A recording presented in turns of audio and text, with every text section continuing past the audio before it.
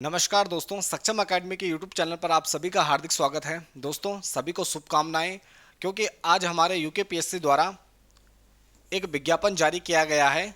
वह कनिष्ठ सहायक के लिए किया गया है और इसमें 445 पदों के लिए विज्ञापन जारी किया है।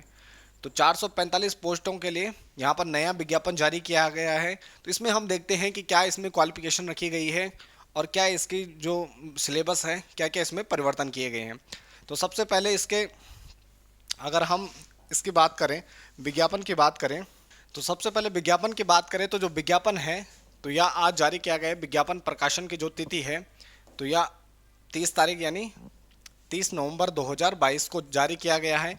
और ऑनलाइन आवेदन पत्र की भरने की तिथि यानी ये जो भरना प्रारंभ होगा तो यह होगा 30 नवंबर 2022 से, और अंतिम तिथि है इसकी 20 दिसंबर 2022 तक। तो 20 दिसंबर 2022 तक 12 बजे तक इसकी अंतिम तिथि है। और ऑनलाइन जो इसमें परीक्षा शुल्क भी रखा गया है, क्योंकि यह नया फॉर्म है तो इसमें परीक्षा शुल्क रखा गया है यूकेपीएससी द्वारा। और ऑनलाइन जो फीस जमा करने की अंतिम तिथि है तो 20 दिसंबर 2022 तक रात्रि 12 बजे तक। इसके बाद इसमें कुल जो विज्ञापन जारी किया गया है, 445 पोस्टों के लिए विज्ञापन जारी किया गया है और अंतिम दिनांक हमारे 20 दिसंबर 2022 को है। इसके बाद यह जो विज्ञापन जारी हुआ है कनिष्ठ सहायक के लिए, तो इसमें विभिन्न विभागों के 445 कुल पोस्टें हैं जो विभिन्न विभागों में जारी की गई हैं। तो विभिन्न अलग अलग विभाग है जिसमें कनिष्ठ सहायक के लिए पोस्टें निकाली गई हैं। इसमें आपको फॉर्म भरते समय ध्यान रखना है कि जो अभ्यर्थी इसकी तैयारी कर रहे हैं, तो यह जो कनिष्ठ सहायक की पोस्टें हैं तो इसमें केंद्र अथवा राज्य सरकार से मान्यता प्राप्त बोर्ड या संस्थान से इंटरमीडिएट होना चाहिए, यानी 12वीं पास होना चाहिए, 12th पास होना चाहिए। और इसके साथ ही आपको हिंदी टंकण में यानी हिंदी टाइपिंग में 4000 की डिप्रेशन प्रति घंटा की गति आपकी होनी चाहिए। तो इसमें टाइपिंग टेस्ट भी लिया जाएगा। तो इसमें 4000 की डिप्रेशन आपकी प्रति घंटा की गति होनी चाहिए और राज्य सरकार या केंद्र सरकार तथा मान्यता प्राप्त बोर्ड द्वारा संस्थान से इंटरमीडिएट पास होना चाहिए, यानी 12th पास होना चाहिए। इसके साथ इसमें अधिमानी अहर्ता भी रखी गई है।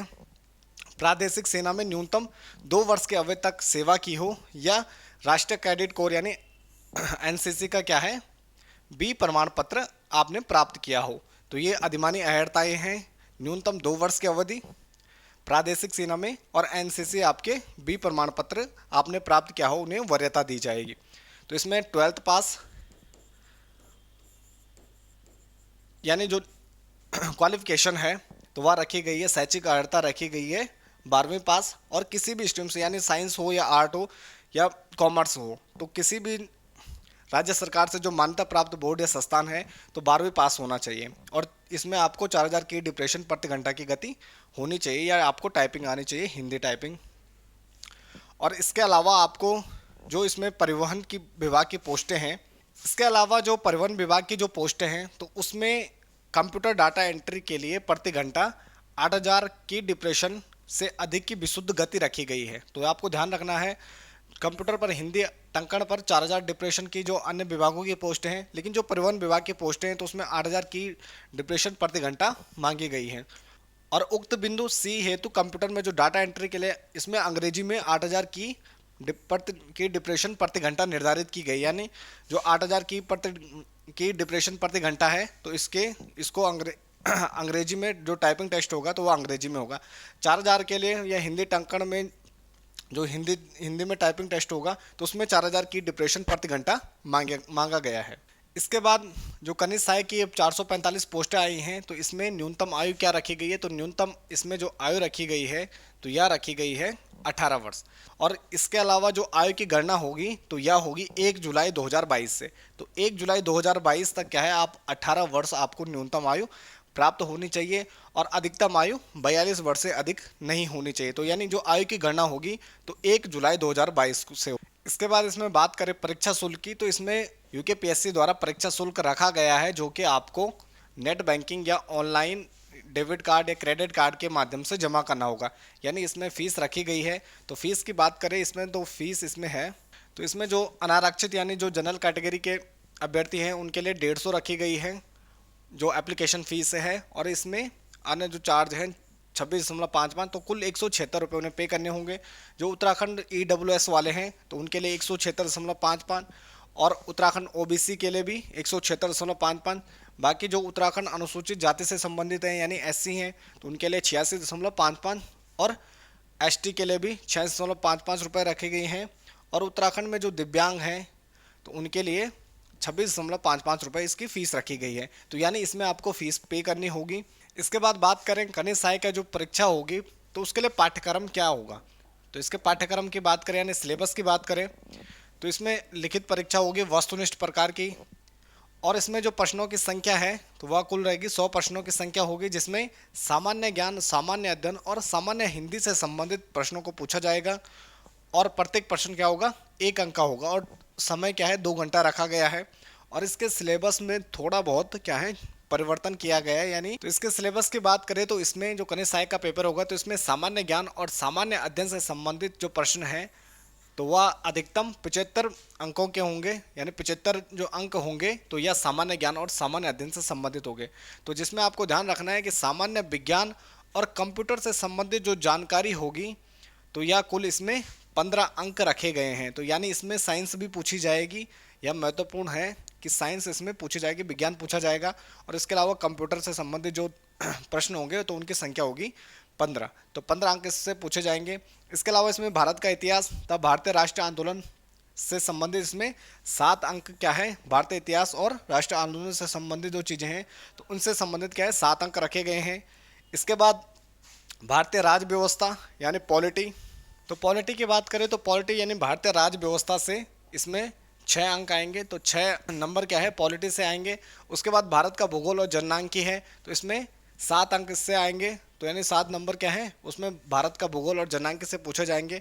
तो इसके अंतर्गत प्रश्न भारत के भौगोलिक, पारिस्थितिकीय, सामाजिक, आर्थिक और जनांकीय पक्षों की सामान्य समझ पर आधारित होंगे। तो इसमें जो वर्ल्ड ज्योग्राफी है वह नहीं पूछी जाएगी। इसके बाद इसमें जो करंट अफेयर होगा, समसामयिक घटनाएं होंगी। इसके अंतर्गत हमारा उत्तराखंड और राष्ट्रीय महत्व की जो समसामयिक घटनाएं होंगी तो वह पूछा जाएगा।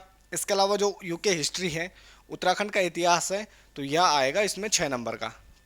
तो 6 अंक आएंगे। तो 6 नंबर का क्या है उत्तराखंड का इतिहास पूछा जाएगा। इसके बाद उत्तराखंड की संस्कृति से संबंधित तो इसमें 6 जो अंक हैं तो उत्तराखंड की संस्कृति के लिए रखे गए हैं। इसके बाद उत्तराखंड के जो आर्थिक और प्राकृतिक संसाधन हैं तो इनसे संबंधित 7 नंबर क्या है इनसे संबंधित आएंगे, जो उत्तराखंड के प्राकृतिक और इसके बाद उत्तराखंड के जो प्राकृतिक और आर्थिक संसाधन हैं तो इनसे संबंधित क्या है 7 नंबर इनसे पूछे जाएंगे।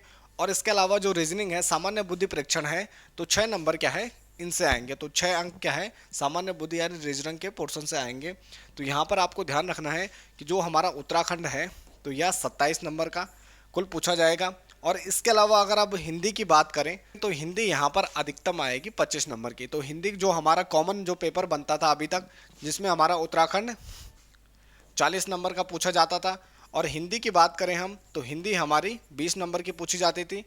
और जो हमारा जीके, जीएस या रीजनिंग है तो वह हमारा 40 नंबर का आता था। लेकिन अब इन्होंने क्या कर दिया है, जो हमारा उत्तराखंड है वह 27 नंबर का कर दिया है, और जो हमारी हिंदी है वह 25 नंबर की कर दी है। तो यहाँ पर हमारी हिंदी और उत्तराखंड को कम किया गया है, हिंदी को बढ़ाया गया है। और 16 नंबर क्या है हमारे कंप्यूटर और हमारे साइंस से संबंधित प्रश्न इसमें पूछे जाएंगे। तो यही है फिलहाल इसमें नोटिफिकेशन में, जिसमें उम्र रखी गई है 18 से 42। और इसमें आपको ध्यान रखना है जो टाइपिंग टेस्ट होगा तो इसमें जो परिवहन विभाग है तो उसमें 8000 की पर घंटा डिप्रेशन मांगी गई है। तो 8000 की डिप्रेशन पर हावर मांगी गई है जो परिवहन विभाग की पोस्टें हैं। बाकी अन्य में 4000 मांगी गई है। और इसके अलावा इसमें जो सिलेबस है तो इसमें साइंस को भी ऐड किया गया है। जो हमारे उत्तराखंड अब तक पूछी जाती थी 40 नंबर की तो उसे कम किया गया है 27। और हमारे जो हिंदी है इसको बढ़ाया गया है तो इसको 25 नंबर का किया गया, यानी 25% क्या है हिंदी से संबंधित होंगे। और इसके अलावा यहाँ पर साइंस और प्लस कंप्यूटर का जो भाग है तो इसे 16 नंबर का रखा गया है। और इसके साथ ही जो रीजनिंग आती थी उसको कम किया गया है, वो 6 नंबर की रखी गई है। तो ये सारी महत्वपूर्ण चीज़ें हैं इसमें जो हमारा आज नोटिफिकेशन जारी हुआ है। तो इसके साथ ही आप तैयारी करते रहे, और जिनके जो एग्ज़ाम आने वाले एग्ज़ाम है, कांस्टेबल है, पुलिस, ये फॉरेस्ट गार्ड है, पटवारी है, तो अभी फ़िलहाल आप लोग साइंस से थोड़ा दूर ही रहेगा, क्योंकि अभी जो सिलेबस है तो ये सिर्फ कनिष्ठ सहायक के लिए। बाकी जो कॉमन पेपर होंगे तो उनके लिए सामान्य जो सिलेबस है तो वही चलेगा। तो इसके साथ इस वीडियो को यहीं पर समाप्त करते हैं। बाकी आप बने रहें चैनल के साथ। धन्यवाद।